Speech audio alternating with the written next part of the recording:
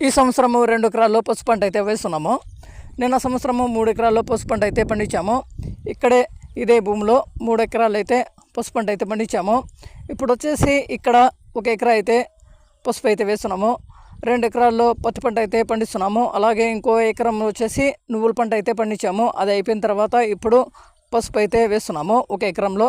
అలాగే ఇటు సైడ్ భూములు అయితే ఉన్నాయి. అటు సైడ్ వచ్చేసి 1 ఎకరాలో పసుపు అయితే వేసేసాము.